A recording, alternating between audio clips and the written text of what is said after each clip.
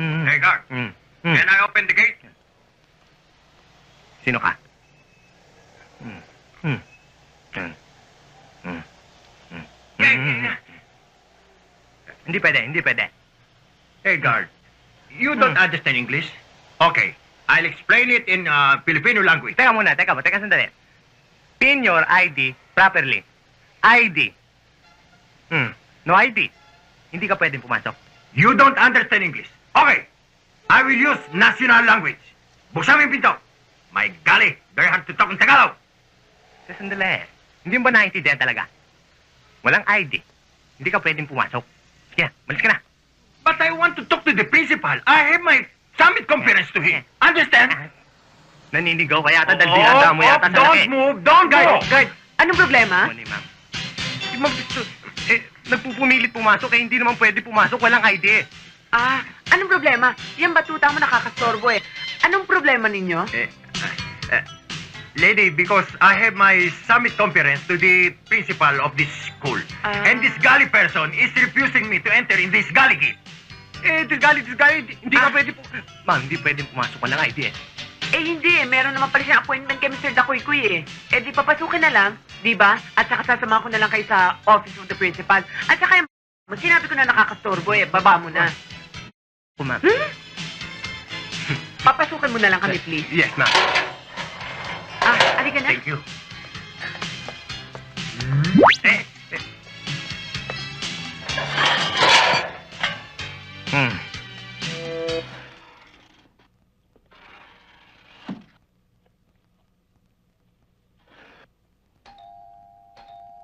Honey, ikaw na ba yan? Tuloy ka.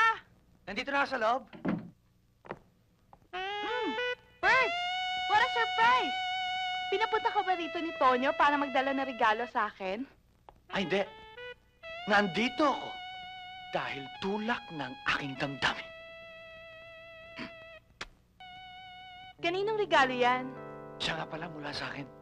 Para sa'yo. Eto, tanggapin mo. Berto, kilala kita. Belekoy ka. Baka mamaya may kapalit to. Alam mo, Brenda. Brenda! Yeah! Ikaw na ba yan, kuya? Mga... Hi, Tonyo. Lutano na inyong mga ngabel! Ikaw! Brenda! Di ba nanumpat ha?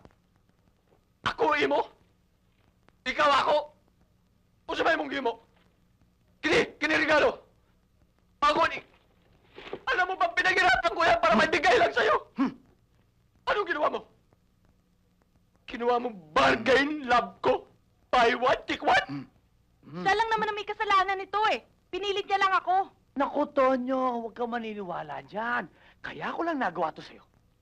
Dahil gusto ko patunayan sa'yo ang tunay na pagkababae niya. Pinagsasamantalang ka lang niya.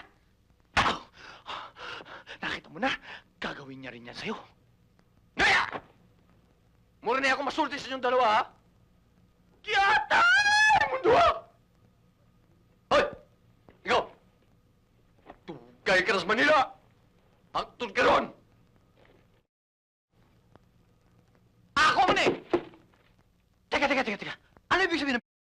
Di tanong mo si isang Bisaya! Yung asawa ko lang talaga naman Naku! Excuse me, Mr. Chairman. Maaari ko ba bang tanungin itong complainant? O sige, tanongin mo siya.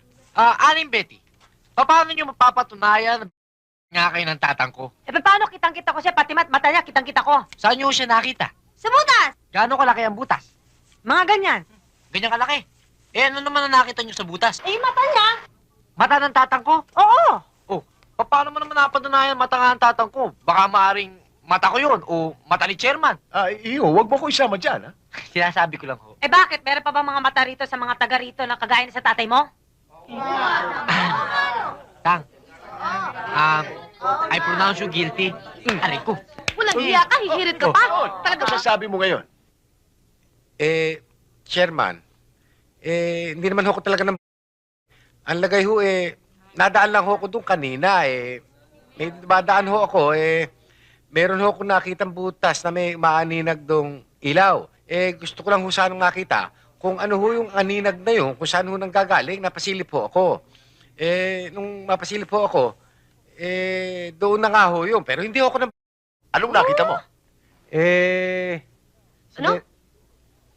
Si Betty nga ho, yung naliligo, siya ho. Nakita mo, nagpapatunay lang, nagpapatunay Oo. lang. Ano pa? Ano? Ano? Yung... Oh? Ay, sige pa. Ano pa nakita mo? May May ano? may nunal ho sa puso. Donal? Ano pa?